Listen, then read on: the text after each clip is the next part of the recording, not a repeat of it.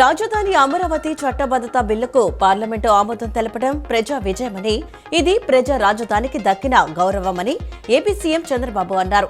ఈ బిల్లుకు వైకాపా మినహా అన్ని పార్టీలు మద్దతు తెలిపాయని చెప్పారు.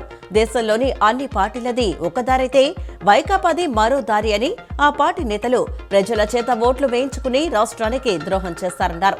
రాష్ట్రం నాశనం అయిపోయినా పర్వాలేదని వైకాపా ముందుకెళ్లిందన్నారు. అమరావతిని వాళ్లు నాశనం చేయాలని చూస్తే తాము శాసనం చేశామన్నారు. జలవనరుల శాఖ అధికారులు గత ప్రభుత్వంలో వ్యవహరించినట్లుగా కాకుండా తమ తీరు మార్చుకోవాలని జలవనరుల శాఖ మంత్రి నిమ్మల రామానాయుడు హెచ్చరించారు. కూటమి ప్రభుత్వం అధికారంలోకి వచ్చాక అత్యవసర పనుల కింద నిధులు విడుదల చేసి కాలువల్లో పూడికతీత, తోడు, గుర్రపు డెక్క తొలగింపు వంటి పనులను చేయడం ద్వారా ఆయకట్టు రైతులకు సాగునీరు అందించగలిగామని తెలిపారు.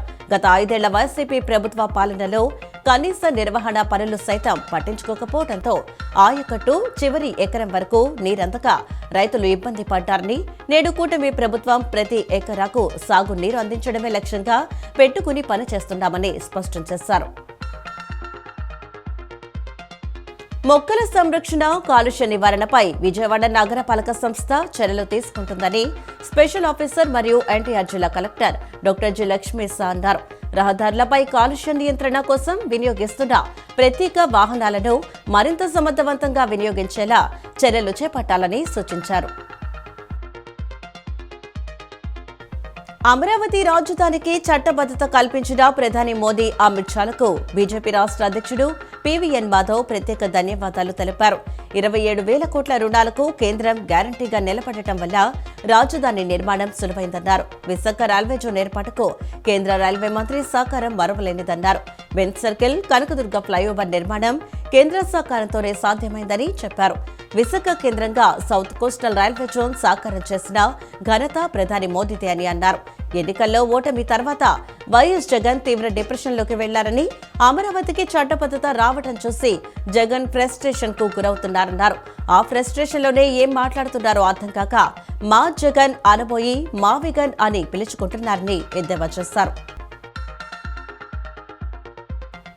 పార్టీ కోసం పనిచేసే కార్యకర్తలకు పెద్దపీట వేసే విధంగా తెలుగుదేశం పార్టీ పనిచేస్తుందని ప్రభుత్వ whip, central MLA Bonda Umamaheswara Rao తెలిపారు.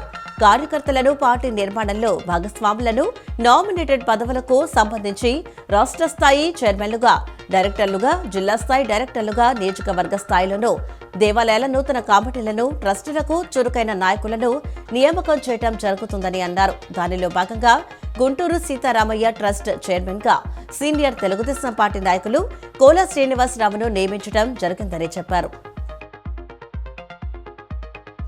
ముఖ్యమంత్రి నుంచి క్షేత్రస్థాయి కార్యకర్త వరకు అందరితోనూ సన్నిహిత సంబంధాలు ఉన్నప్పటికీ పూర్ణలో ఏనాడు గర్వం ఛాయలు కనిపించలేదని, పదవికి లొంగని నిక్కచ్చి స్వభావం ఆయన సొంతమని రాష్ట్ర గృహ నిర్మాణ, సమాచార, పౌర సంబంధాల శాఖ మంత్రి కొలుసు పార్థసారథి కొనియాడారు.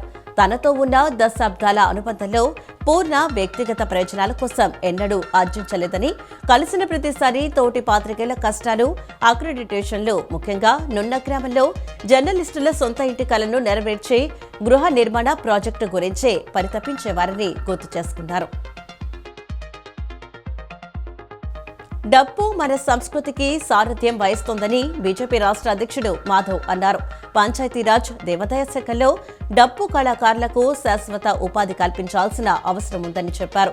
వారికి ప్రభుత్వ సంక్షేమ పథకాలు అందాలని, ఆదరణ పథకం ద్వారా వాయిద్యాలు అందించాలని కోరారు.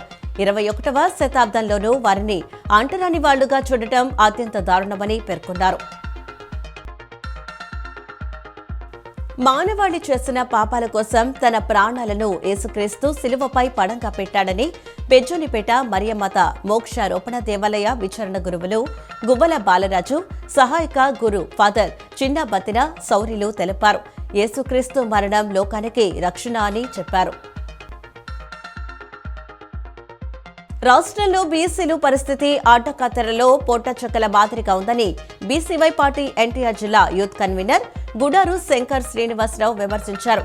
ఆంధ్ర రాష్ట్రం కోసం పోటీ శ్రీరాములు చేసిన ఆమరణ నిరాహార దీక్ష మాదిరిగా బీసీల హక్కుల సాధన కోసం బోడే రామచంద్ర యాదవ్ ఆమరణ నిరాహార దీక్ష చేస్తారని తెలియజేశారు.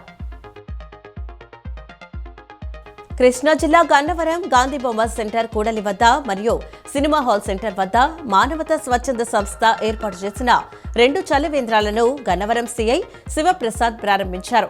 ఎండల తీవ్రత అధికంగా ఉన్న నేపథ్యంలో ప్రజల ఎండ వేడిమి నుంచి దాహార్తి తీర్చి వారికి ఉపశమనం కలిగించేందుకు మానవతా స్వచ్ఛంద సంస్థ ముందుకు వచ్చి చలివేంద్రాన్ని ఉచిత మజ్జిగ పంపిణీ ఏర్పాటు చేయడం అభినందనీయమని గన్నవరం సీఐ శివప్రసాద్ అన్నారు. ఈ రోజు 2 చలివేంద్రాల్లో మజ్జిగ వితరణకు ముక్కాబల సుబ్బారావు ముందుకు వచ్చారు.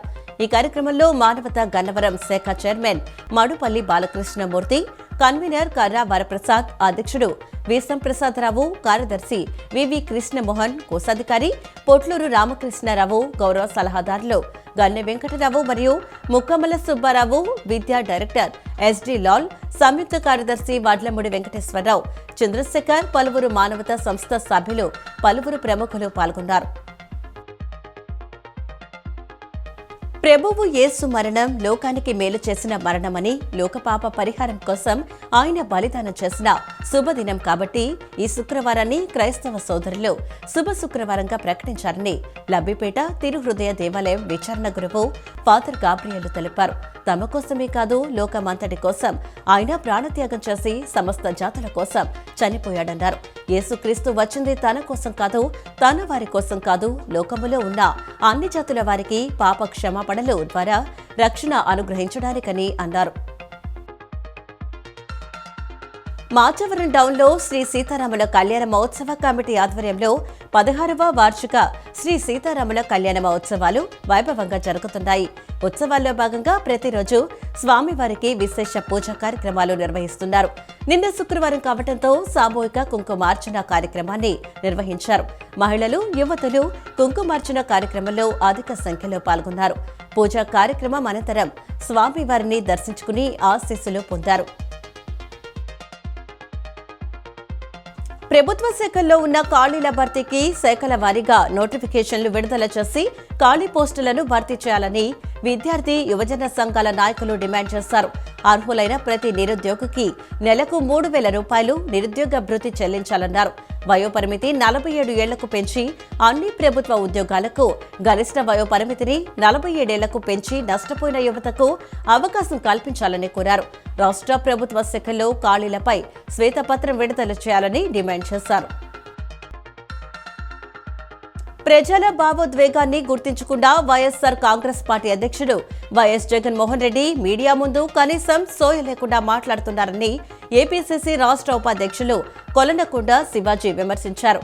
రాజధాని అమరావతిని కొనసాగించాలని అన్ని ప్రాంతాల వారు చెబుతున్నా కృష్ణా, గుంటూరు నాయకులు ఆ ముఖ్యమైన విషయాన్ని పట్టించుకోకుండా తిరుమల పవిత్రత గురించి మాట్లాడటం హాస్యాస్పదంగా ఉందని ధ్వజమెత్తారు.